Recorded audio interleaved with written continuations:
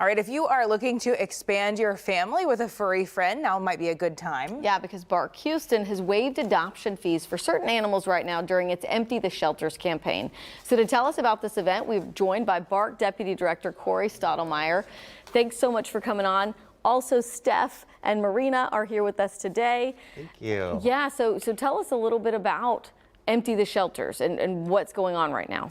Empty the Shelters is a great quarterly campaign. Bissell Pet Foundation sponsors it, so it allows us to completely waive adoption fees for our adult dogs like Marina here, and then cats and kittens are also waived, and puppies are only $25. Yeah, puppies like Karina, and you're fostering? Yes. Yes.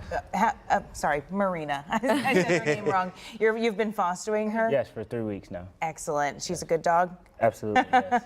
How did Beryl impact the shelter? I mean, I know that this was an event that you said that you had planned, but now it's even more urgent, right? Yeah, we actually reached out to Bissell and asked, because of our capacity, if we could start early. So it set us up great ahead of the storm, thankfully, because we were closed all last week for adoptions.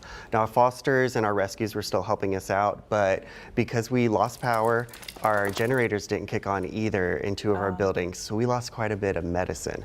So we couldn't vaccinate the animals before they were adopted out. So until we were able to replenish those, we had to close our adoptions. But now that they're waived and we reopened, it's been really successful. So you were able to do the vaccinations, and now you can just speed up into the shelters. We had kind of a slow start with only one of our buildings opening up last Friday, but Tuesday we completely reopened, and with those waived fees, we've had a steady amount of traffic. So it is great timing. We're very grateful to the Bissell Pet Foundation. Good. We were looking at some pictures from some damage. It looks like a tree that had blown over. Did y'all have any facility damage other than, I mean, in medicine that's big, but property damage? That was a big one. We had some. Most of the damage on property was from, we have a lot of big trees. And I know trees have been like the big factor in a lot of the Beryl impacts. And problems. Yeah.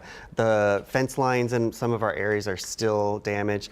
But we have to give huge kudos to the Parks Department and Public Works. They came out right away. They cleaned up those trees, and our volunteers too. We put the plea out. We said, hey, we're not open, but volunteers who are already registered with BARC, please come on up and help us clean out. And they did. They showed up and they really helped. Wow. Yeah. And were people also bringing in a lot of animals during this time?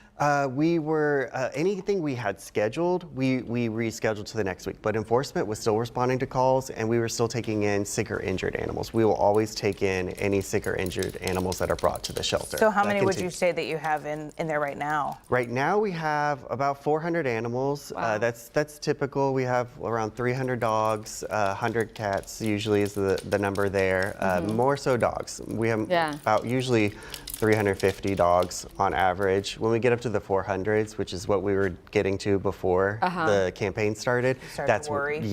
So that's why we reached out and asked if we could start early. Look at these. Are these all up for adoption? Yep. How cute. So, yeah, I was looking, I'm like, oh my gosh, he's so cute. How are we distinguishing between, so it's the Empty the Shelters is not for, I mean, puppies are not free. No, those are anything 4 months and younger. 4 months and younger. Yeah, okay, like that guy and that guy. But with that, cost of adoption includes their spay-neuter surgery, their routine wellness, and we provide it with a microchip, city registration. Yeah, and especially for an adult dog.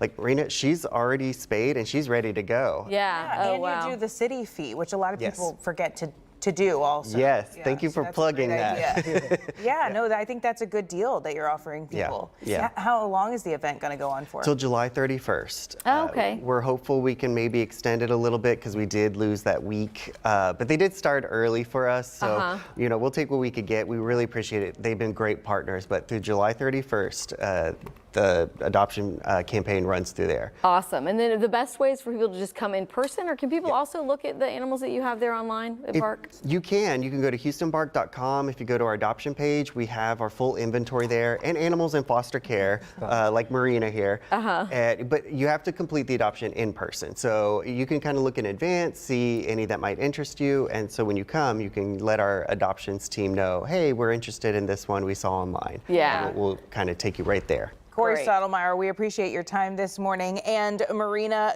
being a puppy, and doing what puppies do. Thank you. Steph, thanks for fostering, and thanks for bringing her in this morning. Yes, anytime, yes.